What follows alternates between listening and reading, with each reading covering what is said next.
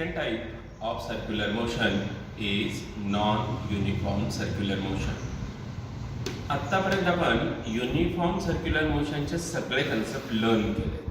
आता non uniform circular मोशनचे concept आपल्याला learn करायचे आहे.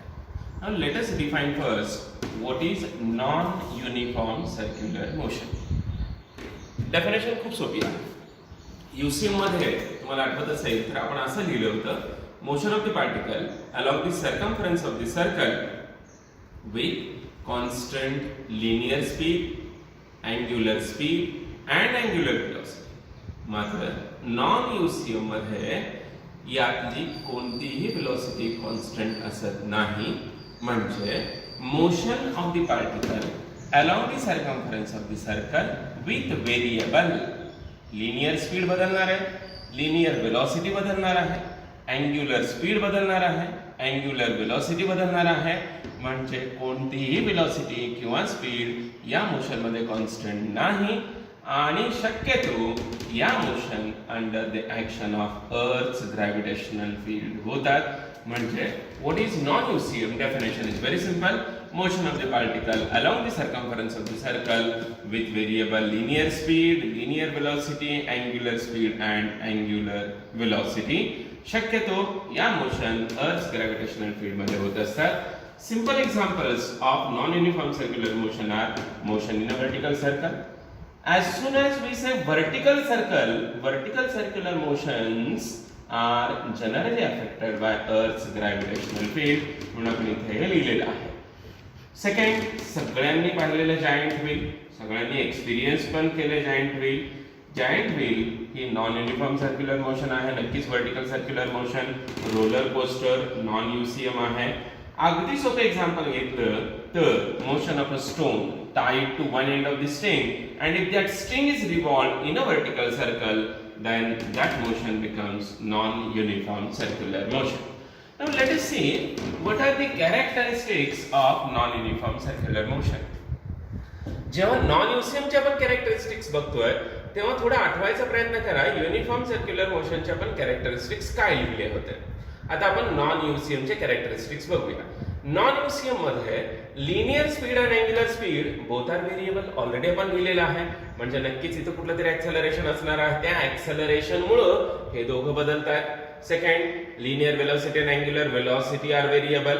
म्हणजे काय झालं, म्हणजे इथं डायरेक्शन आणि मॅग्निट्यूड दोघंही बदलतात. नॉन यूसीएम मध्ये acceleration, change in speed, change in direction दोघांमुळे होतं. म्हणजे ही मोशन नक्कीच ऍक्सेलरेटेड मोशन असली पाहिजे. अँग्युलर ऍक्सेलरेशन नॉन झिरो असतं. अँग्युलर ऍक्सेलरेशन येतं कोणामुळं, angular acceleration arises due to change in angular velocity and angular speed. इथं बदलतायत हे दोघंही. म्हणजे अँग्युलर ऍक्सेलरेशन नॉन झिरो असणार आहे.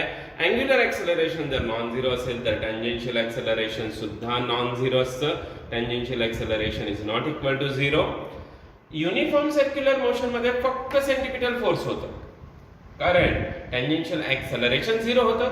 टँजेन्शियल ऍक्सेलरेशन झिरो असेल की टँजेन्शियल फोर्स यूसीएम मध्ये झिरो येत होतं. इथं असं असणार नाहीये. सेंट्रिपिटल फोर्स मध्ये ऍडिशनल टँजेन्शियल फोर्स येईल.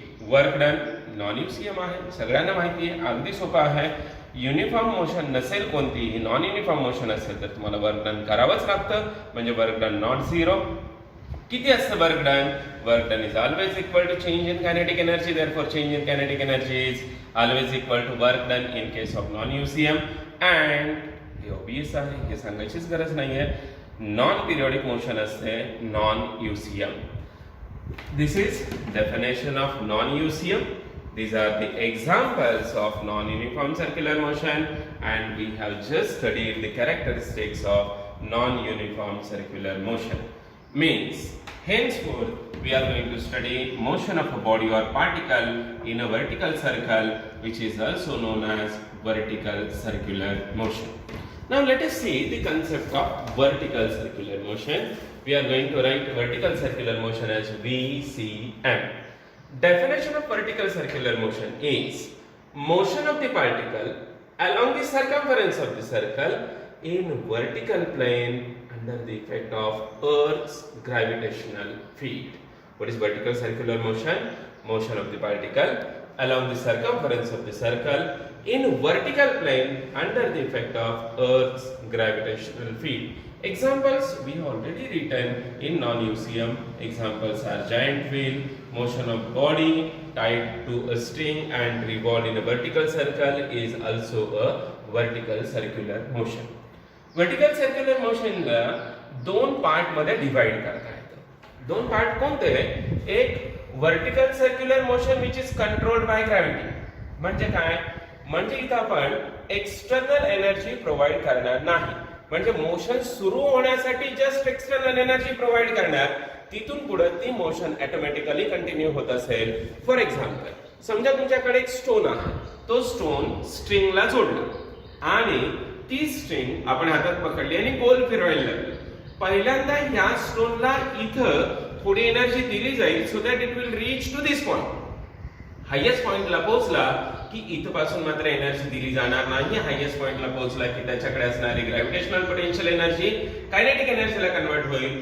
हा स्टोन लगेच खाली येईल. इथं आला की इथून परत त्याला एनर्जी मिळत असेल, हे कंटिन्यू होईल. इथं एक्सटर्नल एनर्जी द्यायची गरज नाही. ग्रॅव्हिटेशनल पोटेन्शियल एनर्जी कायनेटिक एनर्जीला कन्वर्ट होत असेल. हा एक पार्ट झाला वर्टिकल सर्क्युलर मोशनचा. दुसरा पार्ट काय आहे? जिथं एक्सटर्नल एनर्जी कंटिन्युअसली दिली जाते in addition with effect of gravity. That is, this type of motion is not totally controlled by gravity, but there is some external agency which controls the vertical circular motion. त्याचं example मी सांगायची गरज नाही, तुम्हाला माहिती आहे. Giant व्हीलची motion ही फक्त gravity नाही control करत. जायंट व्हीलला मोटार किंवा इंजिन जोडलेलं असतं. म्हणजे in this case the motion is not totally controlled by gravity. तर वर्टिकल सर्क्युलर मोशन मध्ये आपण एक्झॅक्टली काय स्टडी करणार आहोत? In case of vertical circular motion we are going to derive the expressions for. First expression, we are going to derive the expression for tension. Second, we are going to derive expression for centripetal force. Third, expression for linear speed.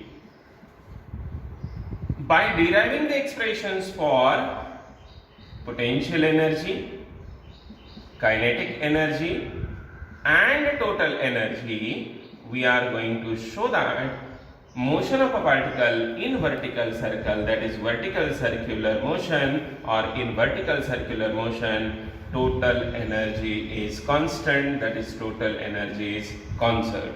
Means in next part we are going to derive first the expression for tension, next is centripetal force, linear speed. Means we are going to find the values of all these quantities at different positions.